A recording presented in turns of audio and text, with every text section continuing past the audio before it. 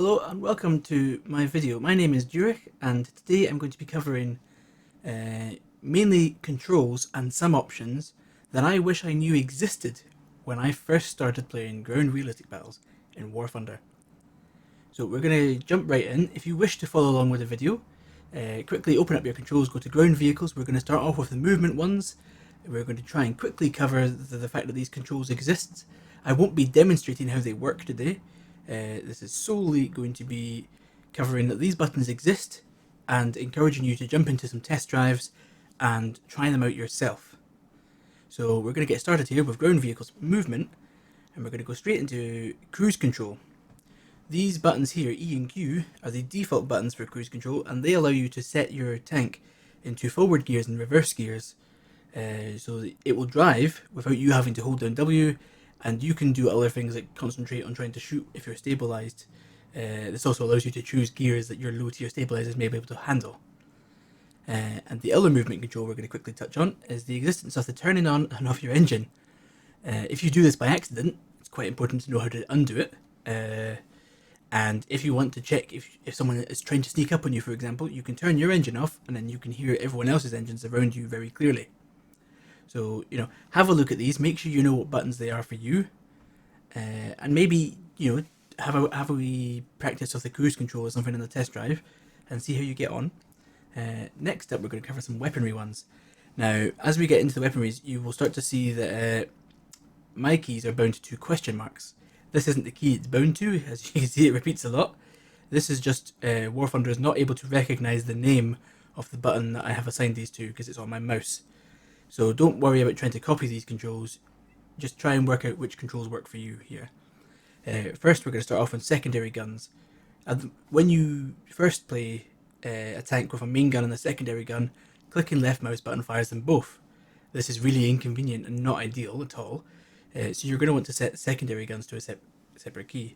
And you're also going to want to assign your special guns if it's not already assigned, because later on this covers things like your rockets and your missiles that you'll have on your vehicles. So definitely have a look at these and play around and see which buttons you find easiest to use. Moving on to the next ones we're going to cover here. Select machine gun and reset weapon selection. These go hand in hand. These are absolutely, if you're going to use one, you have to have the other. If you're going to use select machine gun, you have to have reset weapon selection. This allows you to take control of any machine guns you have that are not coax. So if you have a roof mounted 50 cal on top of your Sherman, you can take control of it and you can use it to quickly shoot a truck that's outrunning your turret or shooting a plane that's strafing you or something like that. To regain control of your main gun, you press reset weapon selection and it puts it back to default. So very important. Make sure that if you do assign select machine gun to a key, that you assign this a key as well. But you won't be able to switch back otherwise. After that,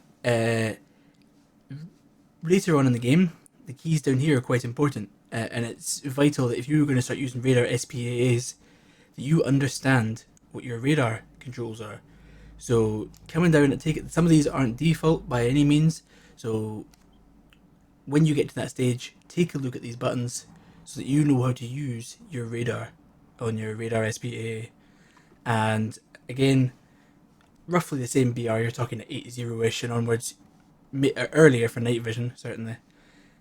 Make sure you have a night vision mode key assigned and an IR spotlight key assigned if you wish to use an IR spotlight. Moving on to camera controls, this zoom camera button is a push and hold. So as long as I hold right mouse button here, I zoom in my gunner's sight and in third person view that allows me to zoom in. The moment I let go of the mouse button, it puts it back to normal. If you wish to have a toggle key, we're going to cover that later, that is somewhere else in the controls, but it does exist. So this is a push and hold only, and it's important to remember that. And I believe some people have this by default, clashes with this key here, which tries to get your ground vehicle turret to track a target like a plane. I find it ludicrously unhelpful, if I'm honest, and because it had a clash for me, I unbound it.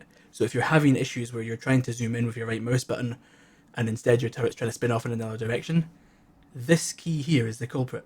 And feel free to either rebind it to something else or unbind it altogether. I don't see it's necessary, personally. The important camera control I want to cover here is your mouse wheel. So by default, this is set to zoom axis, which just zooms in like you would with your right mouse button. Instead, set it to sight distance control, and that allows you to change the sight at which your crosshair is set to. So it zeroes your gun to different ranges. And if you do change this, you will have to change your multiplier as well. And you will want to take this into a test drive to experiment with. By default, the multiplier is 50%.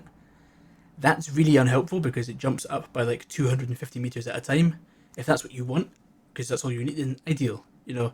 But I have it set to 20%, which gives me roughly 50-meter increments the whole way. So definitely jump in and have a play around with this. If you want 100-meter increments, jump in and find which one gives you that.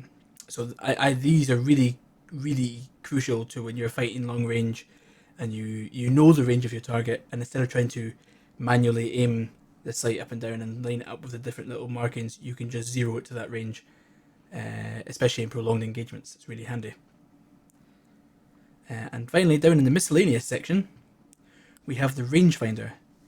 I believe this is not bound by default, which is frustrating. I've bound it to R. This allows you to range find the point you're looking at. So I press R, my gunner will tell me, or attempt to tell me, roughly what range the target is. If I have a rangefinder modification on the tank, it becomes more accurate out to certain ranges. If I have a laser rangefinder, it becomes quicker and pinpoint accurate. So make sure to have a look at this key and bind it to something that you find really handy. Moving on from ground vehicle controls, we're going to go to common controls up here across the top. And we're going to jump into some of the basic keys. As we scroll back up there. If you get stuck on a battle and you get your vehicle stuck and no one can help you, you can leave your vehicle by holding J. If you don't know that exists, it's kind of handy for those kind of unique scenarios. Or if you need to jump out of your vehicle because it's on fire and you don't want to wait for yourself to burn out, you know, anything like that, you can leave your vehicle by holding down J. The other one in the basic section, which is a nice thing to know, is your X-ray. While you're in battle, you use this key to display the X-ray view of your tank that you can get in the hangar. And it allows you to remember, oh, my ammo rack is stored on the left, maybe I should poke it round, maybe I shouldn't poke that round the corner first, and things like that. But what I believe to be the absolute most important key in basic section here is this: set target for squadron.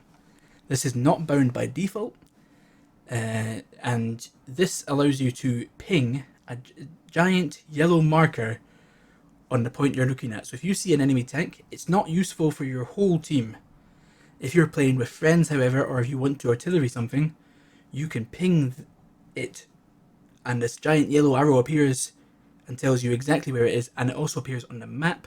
So if you're trying to artillery using the map, you can ping it and then click it on the map with the artillery, which is ludicrously handy. And if you're playing as a group of people, this button is absolutely vital and is not bound by default. So be sure to find a key that you think is really easy to use for that, and go, basically. And down to here, we're going to go to the view controls. This is the zoom camera. That is a toggle button, so when I press Z, it zooms in and stays. This is the toggle zoom, unlike the one in ground vehicles, which is a push and hold. That covers the controls we're going to be covering today. So we're going to come out of here and we're going to quickly go into options. And there's only a couple of options I want to quickly cover. And these are both in your ground vehicle battle settings. This one here is your grass and tank sight. When you go into your tank sights and you have loads of grass in the way and you can't quite see, you can turn that off. I don't know any players who play with this on, but I believe it is on by default. Most players I know just turn it off because it's really unhelpful. Really frustrating at times. The other important one I think in here is your show compass in third person view. At the top of the screen, this will give you a compass that allows you to do compass bearings. Not greatly useful if you're on your own, say, but if you're playing a game with friends, you can give each other bearings and degrees to, like, there was a helicopter 180 degrees from me. This allows you to do it in third person view, which is incredibly useful.